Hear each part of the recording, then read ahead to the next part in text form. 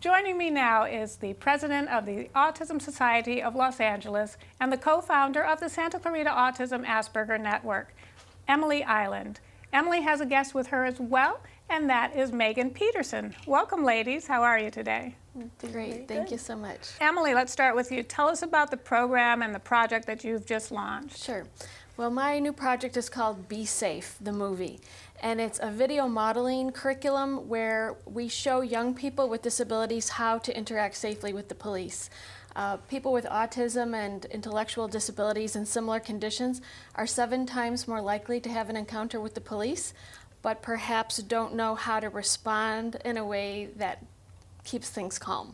I see. Now, what age group is this geared toward? I think junior high and high school to adults. Anybody who is likely to be out in the community on their own. Children could benefit from this, of course, but they're usually with their parents. We're gearing this to people who might be alone in the community, maybe get into a difficulty or need help and not know how to ask for help or how to respond if they got into trouble with the police. Give us a real-life example and how this would be beneficial. Mm-hmm. Well, one example would be my son Tom has autism, and I taught him to carry a card that says I have autism. But if he went to get it out of his pocket, what would the police think he's getting out of his pocket? A weapon. Because everybody can kind of take the police's perspective, but if you have autism and other disabilities, you don't think, what is that person thinking I'm doing? The person with autism thinks, I know I'm getting my card out, so they know I'm getting my card out. That's not what the police think when someone reaches into their waistband or their pocket.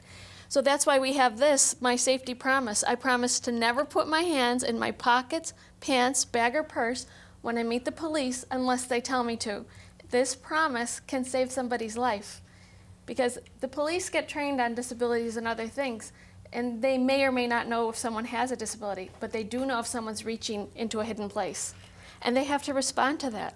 So we don't want people to do that risky behavior, so we want to teach them something safe. And of course, some people with disabilities have less ability to communicate, so we're encouraging people to wear medical alert jewelry so the police have a chance of recognizing whether it's a communication disorder or an intellectual disability. So the police have a better chance of doing their job well. That they've told me.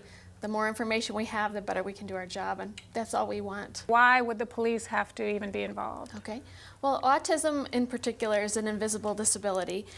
People with autism look like everybody else, but they may not act or react like everybody else because of some core features of the disability, which are problems communicating, problems with social interaction, and problems with behavior.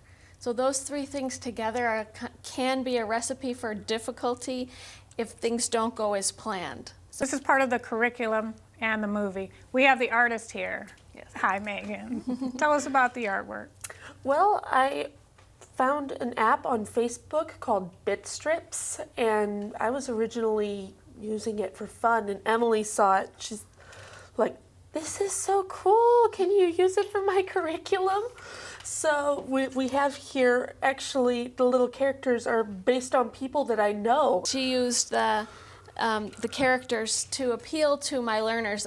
Basically, I have a curriculum that goes along with the movie so that teachers and parents and agencies can bring home the messages of the movie for people who need more assistance learning. And these visuals are part of the curriculum, and we think they're going to appeal to a lot of people who might like the cartoon format.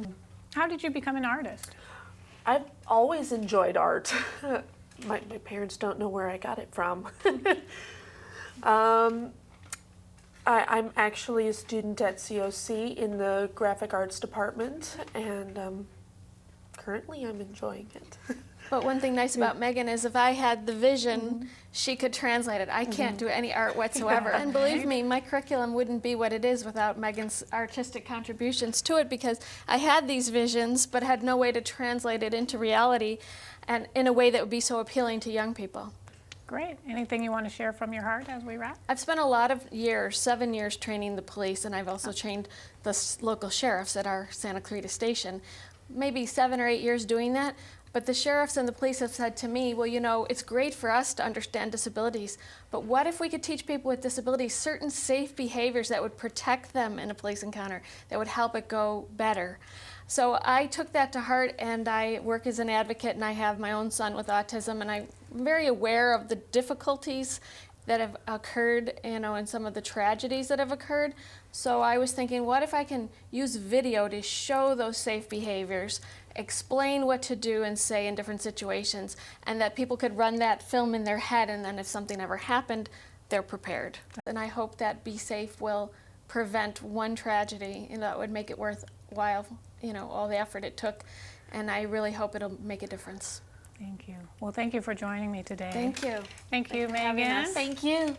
And thank you for joining us on SCV Arts and Entertainment. We'll be right back.